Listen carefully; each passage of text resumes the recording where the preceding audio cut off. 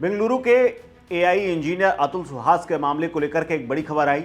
आज सुबह उसके ससुराल वालों पर पुलिस ने कार्रवाई करते हुए तीनों को गिरफ्तार कर लिया। सास, पत्नी निकिता और साले को भी।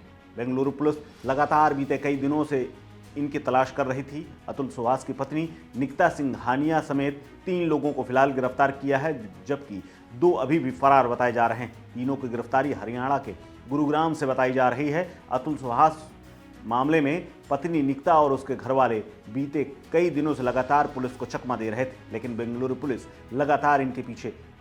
इसके अलावा 3 दिनों से बाकायदा जौनपुर में डेरा डाली हुई थी। आपको बता दें कि जैसे ही इस केस में मीडिया अतुल के ससुराल वालों के घर के बाहर गई थी, उसके अगले दिन ही ये फरार हो गए थे और उसके बाद रात के अंधेरे में मोटरसाइकिल में बैठ करके मां निकल गई थी। लेकिन अब इस मामले में बेंगलुरु पुलिस ने गिरफ्तारी की है।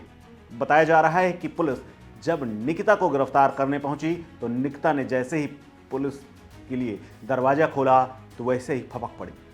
खुद को बेकसूर बताते हुए निकिता रोने लगी और उसने बताया कि मेरा कोई कसूर नहीं है, अतुल मुझे प्रताड़ित करता था, मैंने अतुल के साथ हमेशा अच्छा व्यवहार किया है। खुद को बेकसूर बताने वाली निकिता जैसे ही गिरफ्तार हुई, तुरंत उसके चेहरे का हाव भाव बदल गया और पुलिस ने बताया कि वो खूब रो रही थी। पुलिस के मुताबिक उसका रोना धोना काफी देर तक चला।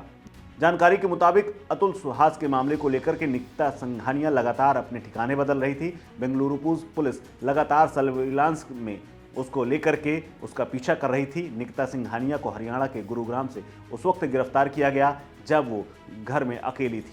निकिता के अलावा उसकी मां निशा सिंघानिया और भाई अनुराग को भी प्रयागराज से गिरफ्तार किया गया है। तीनों की फोटो भी सामने आई है, जिसमें निकिता सिंघानिया का उतरा हुआ चेहरा देखा जा सकता है।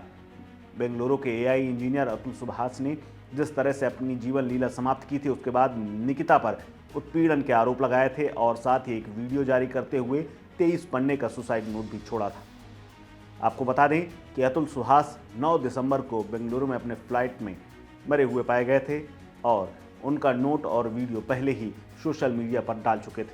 इस पूरे मामले के बाद बेंगलुरु पुलिस लगातार परिजनों की तलाश कर रही थी।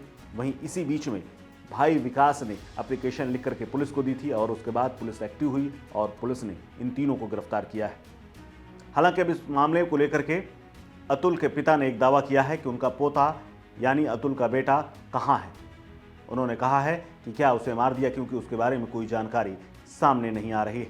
इसी बीच में अतुल सुहास के भाई विकास कुमार का बड़ा बयान सामने आया है। उन्होंने गिरफ्तारी के बाद पुलिस का धन्यवाद दिया है और एक बार फिर से अपने भतीजे की मांग की है। क्या कुछ कहा है विकास कुमार ने, देखिए।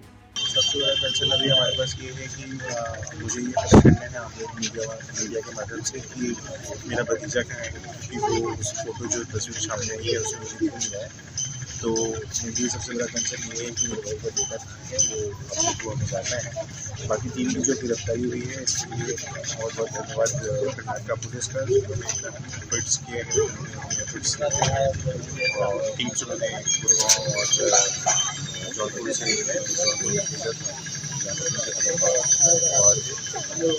और भी कुछ लोगों की गिरफ्तारी अभी कर ली है।